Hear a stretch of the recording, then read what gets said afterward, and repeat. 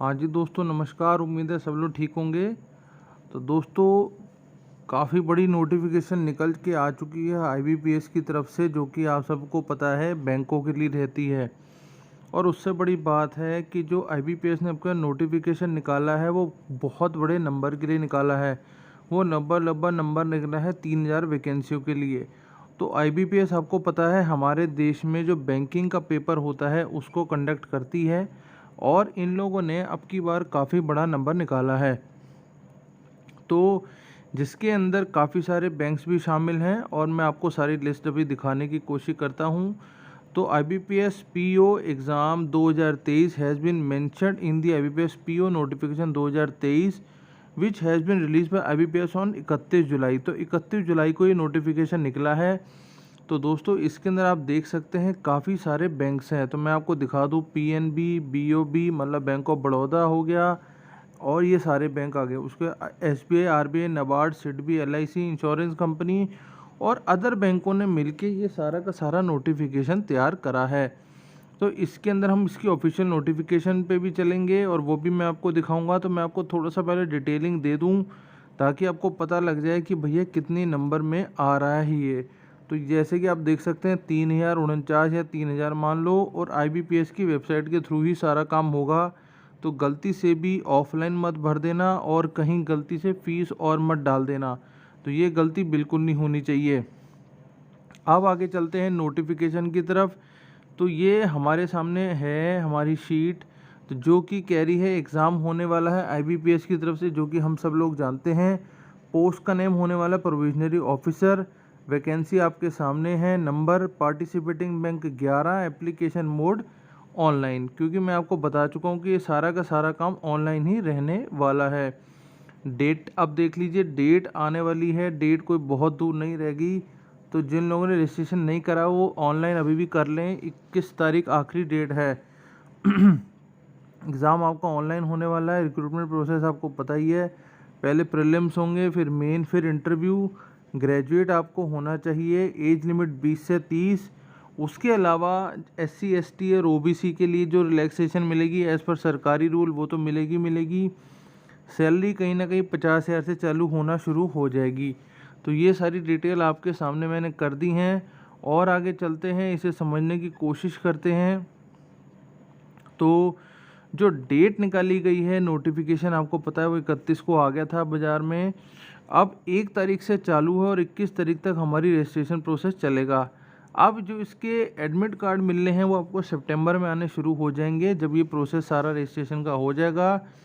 तो उम्मीद है कि एग्ज़ाम डेट जो नज़र आ रही है स्क्रीन पे, इसी पे हो जाएगा। बाकी आपको डिटेलिंग सारी आपकी मेल पे आ जाएगी जब आप रजिस्ट्रेशन करोगे, और आपको एडमिट कार्ड भी मिलना शुरू हो जाएगा उसी के अकॉर्डिंगली।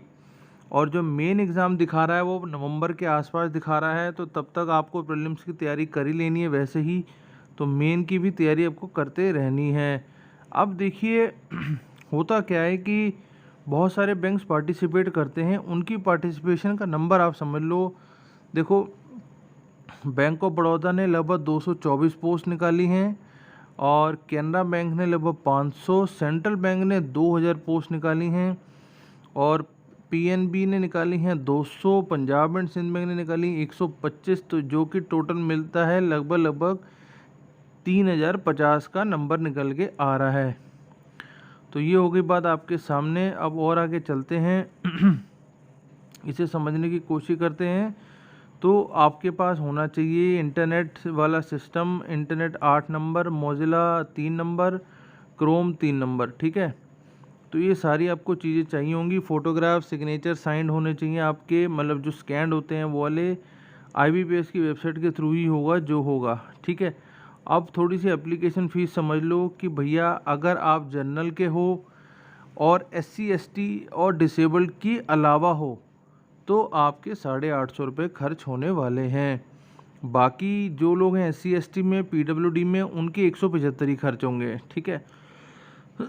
तो आप ये देख लेना कि आप किस कैटेगरी में डल रहे हो, उसके अकॉर्डिंगली ही आपकी फ़ीस जाने वाली है। कंप्यूटर लिटरेसी होनी ज़रूरी है। लैंग्वेज प्रोफेंसी आनी आपको ज़रूरी है। सिटीज़न होने चाहिए आप इंडिया के। ये आपको पता ही है, जो आम चीज़ें चलती हैं बिल्कुल वैसे ही रहने वाला है। ये आ गया 5, 3, 10 का रिलैक्सेशन शीट, तो वो आप देख लेना आप कहाँ के होते हो। अब आप देख लो जी, आगे चलते हैं और आगे चलते हैं। ऑनलाइन मेन एग्ज़ाम इंटरव्यू आपको पता होगा, ऑनलाइन रिजल्ट होगा। अब मैं आपको सीधा लेके चलता हूँ इसके नोटिफिकेशन पे, तो आप नोटिफिकेशन समझ लो ताकि आपको पता लग जाए कि नोटिफिकेशन क्या कह रहा है। थोड़ा सा मैं इसे बड़ा कर देता हूँ, ठीक है। नोटिफिकेशन बहुत लंबा है, तो दोस्तों अपने हिसाब से भी पढ़ लेना। मैं आपको इसको अटैच कर दूंगा, मेन पॉइंट डिस्कस करेंगे ताकि आपको पता लग जाए। ये तो हो गए पार्टिसिपेटिंग बैंक, जो कि मैं आपको गिना चुका हूँ पहले ही, ठीक है। 1 से 21 तक का रहने वाला है, आपको पता है। कॉल लेटर सितंबर में आपको मिल जाएगा। प्री एग्ज़ाम की डेट या प्री एग्ज़ाम की ट्रेनिंग या जो भी है वो 30 सितंबर में ही आपका सारा काम हो जाएगा, ठीक है। और ऑनलाइन प्रीलिम्स भी हो जाएंगे सितंबर में और अक्टूबर में बोल रहे हैं। जो भी डेट आएगी आपके सामने आती चली जाएगी। और आगे चलते हैं। अब वो देखो, एक चीज़ बहुत ज़्यादा इन लोगों ने यहाँ पे ध्यान देने वाली बात बोली है, candidate are advise to regularly keep in touch with the authorise IBPS website for more updates, ठीक है। आपको IBPS की वेबसाइट चेक करते रहनी पड़ेगी ताकि जहाँ पे जो भी अपडेट आ रही है वो आपको मिलती चली जाए, आपका कुछ भी रह ना जाए। नेशनलिटी आपको मैंने बता दी, इंडिया 1 से 30 के बीच में आप होने चाहिए हो, 20 से 30 के। अपर कैटेगरी उन लोगों ने बता दी है 5 और 3 और 10 की होनी चाहिए, अगर आप इनमें से किसी भी कैटेगरी के हो तो।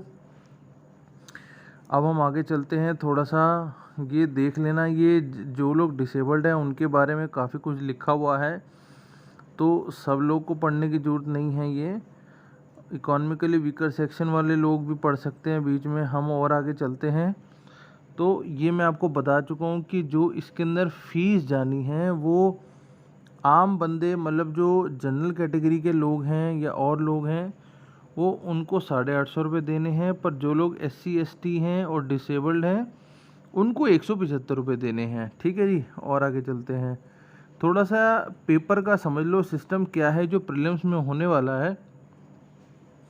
एक तो आपका एक इंग्लिश लैंग्वेज होने वाला है, ठीक है, 30 से 30 का ये हो गया। क्वांटिटेटिव एप्टीट्यूड होने वाला है 35 का, रीजनिंग एबिलिटी होने वाली है 35 की। तो टोटल मिला के बन गए जी 100 मार्क्स, ठीक है जी। आगे चलते हैं। अब इसी के अलावा उसने कह दिया जी जो मेन एग्ज़ाम होने वाला है वो मेन होने वाला है जी आपके सामने यहाँ पे, ठीक है। मेन में क्या डाला है जी उन लोगों ने, मेन में डाला है जी रीजनिंग एंड कंप्यूटर एप्टीट्यूड 45 का, जिसमें कि 60 मार्क्स का होने वाला है। जनरल इकॉनमी और बैंकिंग अवेयरनेस होनी चाहिए 40 मार्क्स की। इंग्लिश लैंग्वेज होनी चाहिए। डेटा एनालिसिस और इंटरप्रिटेशन आपको आना चाहिए थोड़ा बहुत और इंग्लिश का एक लैंग्वेज टेस्ट होगा जी जो आपको क्लियर करना होगा। तो ये सारी बात हो गई, ठीक है। IBPS की वेबसाइट के थ्रू ही होगा सारा काम। मैं आपको बार बार बोल रहा हूँ भैया, गलती से भी किसी और वेबसाइट पे मत चले जाना और इधर उधर पैसे मत डाल देना। जो काम होगा IBPS की वेबसाइट से ही होगा। इंटरव्यू में आपको पता है कि जब आप please note there any request regarding change in date centre of interview will not be entertain, वो आपको पता ही है। तो प्रिंट आउट ले लेना कॉल लेटर का। ये सारी बातें बात की हैं, पहले आप प्रीलिम्स क्लियर करो, उसके बाद इंटरव्यू की स्टोरी शुरू होगी। तो आपको पता ही है प्रोविजनल अलॉटमेंट हो जाती है इसके अंदर। अब हम और आगे चलते हैं। आइडेंटिटी वेरिफिकेशन में आपको पता है राशन कार्ड, आधार कार्ड, ड्राइविंग लाइसेंस ये सब हमको चाहिए होगा। तो ये सारी बात हो गई इसके अंदर। और कोई ख़ास चीज़ मैं आपको दिखा देता हूँ कि जो आपने अप्लाई करना है वो अप्लाई IBPS की वेबसाइट से होगा। फ़ोटोग्राफ को उन लोगों ने बता दिया है सिस्टम क्या है। तो ये सारा हो गया जी। मोड ऑफ़ पेमेंट ऑनलाइन रहने वाली है, जो कि वो ऑलरेडी बता चुके हैं आपको। अब ये सारी जनरल इंस्ट्रक्शंस है जो आपको पढ़नी है, अपने हिसाब से समझ लेना है। जो भी सरकारी पेपरों में होती है सब वही है ये, ठीक है। तो मोटा मोटा मैंने आपको इसकी सारी स्टोरी समझा दी है। अब आप इसे अप्लाई करो ज़रूर, मौका मत छोड़ना, क्योंकि काफ़ी बड़ा नंबर है। और किसी में से एक भी बैंक में आ गया तो बहुत शानदार हो जाएगा, क्योंकि समझ लो भैया बैंक में 2 तो सैटरडे की छुट्टी मिल गई, 2nd और 4th की, ठीक है। और 4 आपको संडे मिल गए, तो टोटल कितना हो गया जी 2 + 4 = 6, ठीक है, 6 छुट्टियाँ तो ये मिल गई। उसके अलावा महीने में एक आधा कोई ना कोई आप त्यौहार लगा लो, 15 अगस्त लगा लो, 26 जनवरी लगा लो, तो आपको 2 छुट्टी और लगा लूँ तो 8 छुट्टियाँ तो आपको महीने में वैसे ही मिल जानी है। ठीक है जी। अब 8 छुट्टियाँ आपको वैसे मिल गई, एक महीने में 4 हफ्ते होते हैं, तो 4 हफ्ते में से आप 1 हफ्ता तो वैसे ही घटा दो, ठीक है, छुट्टियों का और इन सब चीज़ों का। तो आपको इफ़ेक्टिवली 3 हफ्ते काम करना है, सिर्फ 3 हफ्ते काम करना है, 3 हफ्ते की तनख्वाह आपने ले लेनी है। और इसमें आपको पता है कि सुबह 10 बजे खुलता है, 9 साढ़े 9 बजे 10 बजे खुलता है, शाम को 3 बजे बंद या 4 बजे बंद, तो इसमें टाइमिंग भी वैसे ही होते हैं। तो मेरे हिसाब से बैंक की जॉब बहुत शानदार रहने वाली है, आप इस मौके को छोड़ना मत, इसे ज़रूर अप्लाई करो और आगे बढ़ो। बाकी मिलते हैं अगली वीडियो में, तब तक के लिए थैंक यू, धन्यवाद, ऑल द बेस्ट।